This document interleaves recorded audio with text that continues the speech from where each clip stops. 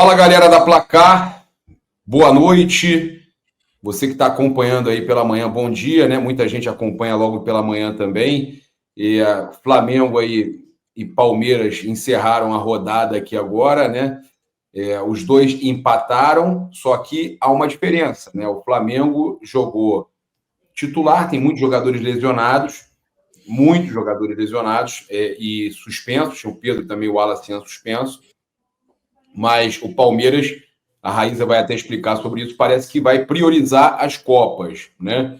E a gente, então, chega aqui com uma rodada onde o Cruzeiro é que foi o maior vencedor da rodada. Por mais que o Flamengo se mantenha na liderança com um jogo a menos, o Cruzeiro tirou 2 pontos com relação ao Flamengo, abriu 2 mais com relação ao Palmeiras, Flamengo e Palmeiras empatam, o Cruzeiro ganha, o Cruzeiro recupera, né, um daqueles 2 tropeços que ele teve e volta a ficar bem na fita ali, óbvio, com um jogo a mais que o Flamengo, né, 2 a mais que o Palmeiras. Raíza, boa noite.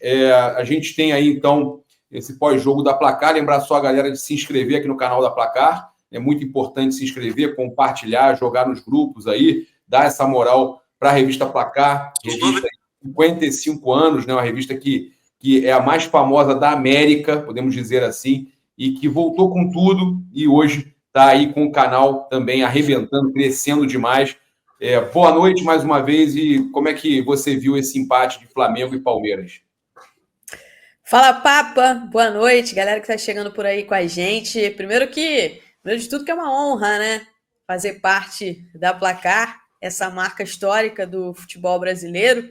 Sempre muito honrada e muito feliz lá com o nosso programa que está bombando e nossos pós-jogos aqui. Infelizmente, hoje, para falar de um empate amargo do Flamengo, né? O Flamengo que poupou alguns jogadores no meio de semana diante do Atlético Mineiro. A expectativa é de que fosse com tudo para cima do Ceará no Castelão. O Ceará que não tá bem assim na tabela do Campeonato Brasileiro. Mas venceu o Cruzeiro, né? Venceu o Cruzeiro fora, né? Mas assim, se a gente olhar para a tabela, o Ceará não está tão bem assim na tabela. Achei que o segundo tempo do Flamengo deixou muito a desejar. Um segundo tempo não muito voltou, abaixo. Né? O Flamengo não voltou no intervalo. Não voltou. Arrasca sentiu de novo, né? Posterior. E foi poupado, né? Foi poupado no meio de semana, sentiu. E desde o momento que ele sai, né, Papa? O ataque do Flamengo cai drasticamente. Ele era um jogador que estava participando muito de todas as jogadas ali na frente. Fez o gol. Né? Até fez o gol, tendo boas associações até com o Gonzalo Plata. Mas quando ele sai, o ataque do Flamengo meio que dá uma morrida, não conseguiu produzir. E eu acho que esse é o grande ponto do Flamengo, né? O Flamengo precisa... O Saul hoje entrou ali, vamos dizer, para tentar suprir a saída do Arrascaeta e também não conseguiu produzir o que o Arrascaeta vinha produzindo. O Flamengo precisa produzir mais. O Saul entrou ali e, na minha opinião, não é o melhor posicionamento dele, tá? Para mim, o melhor posicionamento dele é como segundo homem. Só que ele ainda não está em boa forma. Então, eu acho, tá? Que o Felipe colocou ele mais adiantado pensando nisso, dele não voltar tanto, de não ter que dar tanto combate ali no meio-campo por conta da forma física dele, tá pesado, né? Então, acho que foi essa a intenção do Felipe. Espero que o Felipe não pense em utilizá-lo nessa posição, que eu acho que você perde a principal característica dele, que é ter a visão de jogo ali de trás, aqueles passos que ele dá ali de trás, viu, Papa? E hoje o Samulino, até no primeiro tempo, acho que o time todo foi bem, teve alguns bons momentos, todos os jogadores tiveram alguns bons momentos, mas o Flamengo não voltou para o segundo tempo e eu vi alguns torcedores já decepcionados, porque estavam esperando que o Samulino nesse jogo fosse decidir e não decidiu, né? Eu acho que no segundo tempo a gente não tem como dizer que tal jogador foi mal. Acho que o time inteiro foi mal. Teve, óbvio, a falha do Rossi, que não é comum, mas ele já estava ensaiando, né? Ele falhou contra o Atlético Mineiro e quem salvou ele foi o Guilherme Varela, né? Aquela bola que o Rony perdeu o gol feito, o Varela salvou. Agora o Rossi volta a falhar, agora num cruzamento, onde eu até entendo que ele sai, quando ele sai e fica pelo meio do caminho, ele acaba fazendo com que os zagueiros também não cortem. Então, a falha, eu vi gente falando de falha da zaga. Não, a falha, na verdade, é o goleiro que vai sair, não sai e atrapalha os zagueiros. né? Então, o Flamengo perde hoje 2 pontos, perdeu o jogo contra o Atlético Mineiro numa falha do Léo Pereira e hoje toma um empate numa falha do Rossi, Raíssa. Eu acho que o Rossi realmente falhou. Aliás, eu acho que essa é a deficiência do Rossi, né? O Rossi está muito bem nessa temporada, nos duelos por baixo, com os pés também, ele vai muito bem. Salvou o Flamengo na Libertadores, o Flamengo classificado muito graças às defesas do Rossi, uma no último lance lá contra o Deportivo Táchira. Mas se a gente olhar assim, qual é a deficiência do Rossi? A deficiência do Rossi é essa bola pelo alto, na área, né? Não é de hoje que ele sai atrapalhado, tem alguns problemas. Na final contra o Atlético Mineiro, lá antes do gol do Plata, ele falha. Numa bola levantada na área dessa forma, ele sai mal, a bola sobra nos pés do Kardec fura. Foi assim, uma furada escandalosa, né? Mas foi uma falha do Rossi ali. E hoje, de novo, em outros momentos também, o Rossi, essa saída do Rossi, eu acho que é a grande deficiência dele. No resto, ele vai muito bem. Essa saída, ele se complica um pouco. Aconteceu no outro jogo. Aconteceu uma falha do Léo Pereira, por exemplo. Agora, o que a gente tem que falar é que o Flamengo, pelo elenco que tem, pelos jogadores que tem, precisa produzir mais no ataque. Não pode depender de um golzinho só e que a defesa não falhe nunca em nenhum momento para poder ganhar os jogos. Né? Porque a falha ela vai acabar acontecendo. Um jogo ou outro vai sofrer gol, vai sofrer gol, mas você precisa fazer mais gols. E tem faltado isso no Flamengo. Nos últimos jogos, né, o Flamengo quase não faz gol de bola rolando, por exemplo. Tem feito os gols ali na bola parada, ganhando na conta do chá. Então, chegou um momento que acho que o Felipe Luiz precisa trabalhar um pouco mais essa parte ofensiva do Flamengo. Você falou do Samuel Lino, depois da estreia dele, né? Naquele jogo contra o Atlético Mineiro, eu estava assistindo o jogo, e o Marquinhos estava do meu lado, Marquinhos trabalha lá com o Deco, e a gente estava falando, olha, aqui no lado esquerdo está com muito espaço. Só que o Vinha, que estava jogando ali, estava errando muito, estava falhando muito, errando domínio de bola, etc. O Lino entrou como um fator novo, né? O pessoal não conhecia ele e tal, e o espaço continua ali. E ele teve muito espaço para jogar. Só que todo mundo viu aquele jogo. E fez o quê com ele hoje? Dobrou a marcação nele. Então, assim, se contra o Galo ali ele estava com muito espaço, hoje ele não tinha espaço. Estava com muito pouco espaço, tinha dobra de marcação, às vezes chegavam 3 para não deixar ele fazer o drible. Chegaram 3, você foi perfeito, é isso mesmo. Exatamente. Aí, nesses momentos, o que acontece? Precisa ter alguém mais próximo dele para ele poder fazer as tabelas. Eu senti ele muito isolado. Sempre que ele recebia a bola ali, vinha a dobra de marcação, às vezes vinha 3 jogadores e não chegava ninguém com ele. Então, eu acho que isso é muito importante, porque ele é um jogador rápido, ele é um jogador que tem o drible, e os times vão aprender a marcá-lo dessa forma, né? Já conhecendo mais o jogador, a característica. Mas para marcar ele, vai abrir brecha em outro lugar. Então, o Flamengo tem que aproveitar isso. O Flamengo não aproveitou. Para jogar com ele. E tem que trazer jogador para jogar ali com ele. Com ele e também saber utilizar. Tá dobrando aqui, tá marcando aqui, tá abrindo brecha em outro lugar. Então, isso o Flamengo, o Felipe vai ter que ter essa criatividade. O que tá me parecendo é um Flamengo pouco criativo, Raíssa. Um Flamengo que não consegue ter criatividade para quebrar retranca, para, quando um lado não está funcionando, criar do outro lado. É um time que não está jogando, infelizmente, não está jogando bonito. Não consegue resolver os jogos, né? E foi o que você falou. Faz um gol, ok, mas se a zaga falhar, se não fizer gol, perde. Se fizer um gol, toma um empate. Né? Então, você fica correndo muito risco. Olha, o Felipe Luiz falou que é um sentimento de decepção pelo que fizemos no primeiro tempo, mas no segundo tempo não jogou tão bem assim também, né? O Felipe. Eu discordo, tá? Primeiro tempo aqui o Flamengo produziu, mas também não foi essa coisa louca, tipo, de decepção pelo que fizemos no primeiro tempo. Não. Fez um primeiro tempo ok, né? Para vencer o jogo, pelo que fizemos no primeiro tempo, mas no segundo tempo caímos bastante de produção. Sentimento de decepção. Não temos outro caminho, é continuar trabalhando para melhorar. Precisa melhorar muito se quiser ser campeão, né? O Cruzeiro está oscilando também? Está oscilando também. O Palmeiras empatou hoje, né? Mas a Raíssa até estava falando comigo antes da gente gravar. O Palmeiras, você acha que vai focar nas Copas, Raíssa? É isso?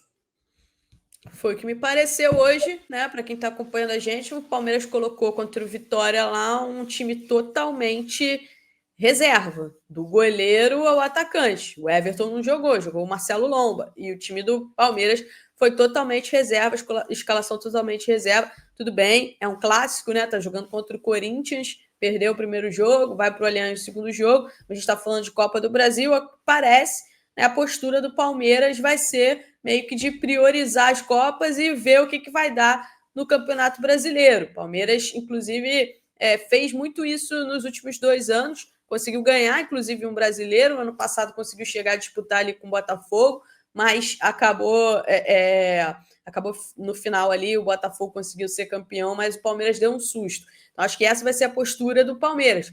Já a postura do Cruzeiro, eu acho que o Cruzeiro vai 100%, Papa, no Campeonato Brasileiro. E o Flamengo deixou claro desde o início que a prioridade é o Campeonato Brasileiro, né? Mas depois de hoje, acho que vai ter que ir com tudo para cima do Atlético, porque uma eliminação pode ter um impacto muito negativo para a sequência do time na temporada, até nos próximos jogos do Campeonato Brasileiro. E aí o Jorginho, importante a gente falar aqui, levou cartão amarelo, está suspenso, não joga contra o Mirassol, jogo no Maracanã. É uma ausência importante. Ele estava colocando gelo também, ele estava colocando gelo na panturrilha depois do jogo. Tem que ver se não tem ali, se é só cãibra, pode ser só cãibra ou só uma recuperação pós-jogo, mas preocupa. Tem que ficar de olho para esse jogo contra o Atlético Mineiro, né? Porque aí, se ele não joga contra o Mirassol, tem que botar ele para jogar contra o Atlético Mineiro. E tem que ver a situação do Arrascaeta, que sentiu também, né? Para ver como é que ele vai estar. Não sei se ele vai conseguir estar à disposição para esse jogo da volta contra o Atlético Mineiro, mas depois de hoje, Papa, eu acho que não tem para onde correr. O Flamengo tem que se classificar lá em BH. Exatamente. Raíza, vamos então acompanhar aqui a coletiva do Felipe Luiz, o Gabriel Orfon, diretamente lá do Ceará, mandando para a gente a coletiva do técnico Felipe Luiz. Convidar a galera a se inscrever mais uma vez aqui no canal, quem não inscreveu ainda, também deixar aquele like, é muito importante para que o YouTube recomende para mais pessoas. Então, com vocês agora aqui na Placar, a coletiva do técnico Felipe Luiz. Felipe, aqui à tua esquerda, boa noite. Boa noite. Passou pouco tempo do jogo, você vem muito rápido para a coletiva e às vezes vem naquele calor. Então, nesse momento eu te pergunto assim, de forma bem direta, o sentimento é de meio dever cumprido por sair daqui com um ponto conquistado ou de decepção por ter saído na frente e permitido o empate? Bom, gosto até de vir assim, logo depois do jogo, ainda com o coração quente, que eu falo realmente o que está aqui dentro, né? Claro que é um sentimento de decepção depois de ter feito um grande primeiro tempo, criado chances de gol, finalizado muitas vezes na área no gol do adversário, e no segundo tempo realmente tivemos uma queda muito grande e por um descuido nosso na bola parada acabamos sofrendo empate. E claro, sentimento de decepção e não temos outro caminho senão trabalhar e continuar evoluindo. Felipe, tudo bem? Boa noite. Gabriel Alfa, canal Paparazzo Rubro Negro, revista Placar. Felipe, eu queria entender um pouco mais, é um sentimento que tem muitos torcedores falando nas redes sociais também. O Flamengo, algumas vezes, quando abre o placar, parece que o time não tem a ambição de querer tentar mais, de querer tentar fazer 2-0, 3-0, 4-0, por aí vai. Desde o gol do Arrascaeta no primeiro tempo, o Flamengo só deu 2 chutes a gol, um com o Samuel Lino e um com o Plata. Eu queria entender um pouco de você sobre esse pensamento, sobre essa, talvez, né, uma falta de ambição para ampliar o placar e aí, consequentemente, ter uma situação mais tranquila na partida. Obrigado. Eu lembro de um chute do Arrascaeta também, depois do gol dele, e no segundo tempo foram 6 chutes a gol. Pode ser que tenham sido dentro da trave, né? É isso que você fala? Chutes a gol ou chutes no gol? No gol. No gol, aí é outra coisa, aí é a precisão, né? Mas o time continuou chutando, né? Criando. Eu não diria que a gente quis defender o resultado, ao contrário, começamos o segundo tempo com a bola, tentando propor jogo. O adversário ele mudou seu sistema, começaram a jogar bola longa nas nossas costas, tiveram alguns escanteios, alguns lances até onde a bola era nossa e por não apitar falta acabava em escanteio. Então essas jogadas foram levando o nosso time para trás e tivemos dificuldade de sair. Dificuldades, ainda não sei, não vi, vou rever novamente depois. Mas realmente baixamos o nosso nível de concentração, de intensidade no segundo tempo.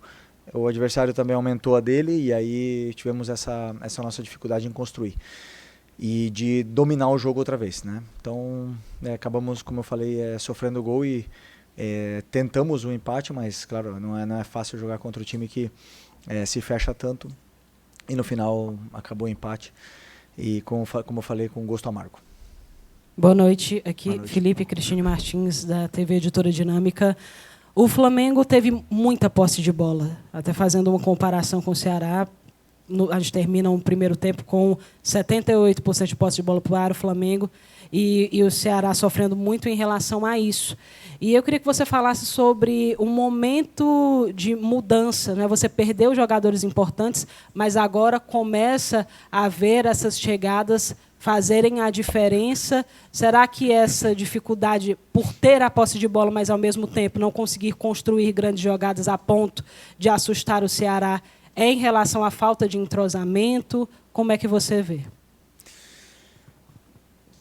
Se eu não me engano, foram 9 chutes no primeiro tempo. Tivemos a bola, tivemos chances, tivemos finalizações, tivemos chegada na área do adversário e fizemos um grande primeiro tempo. É verdade que temos aí incorporações novas,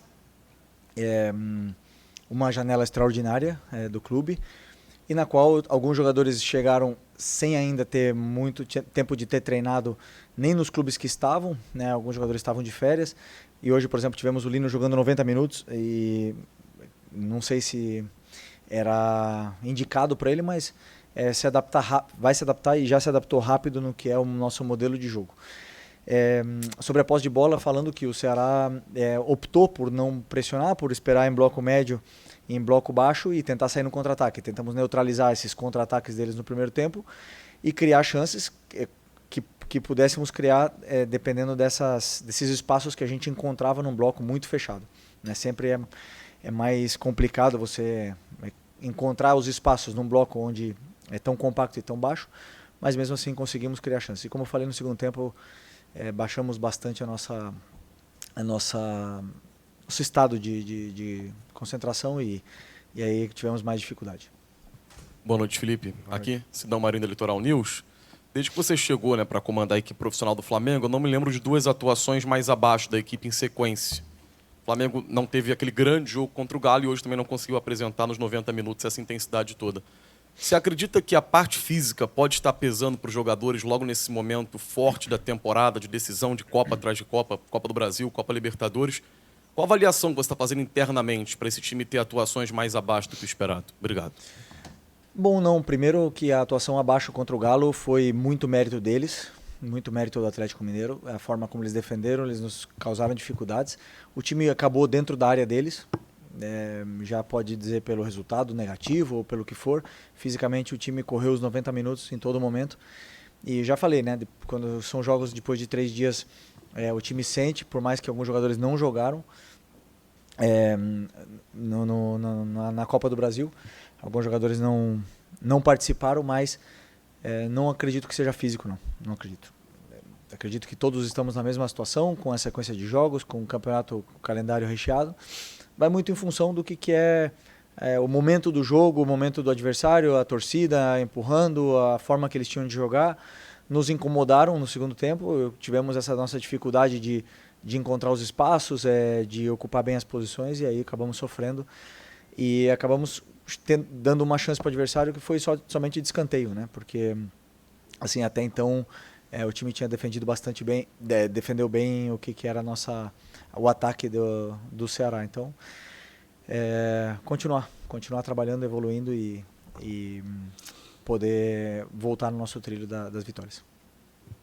Boa noite, Felipe. Ednardo Souza, aqui da TV União Rede Multi.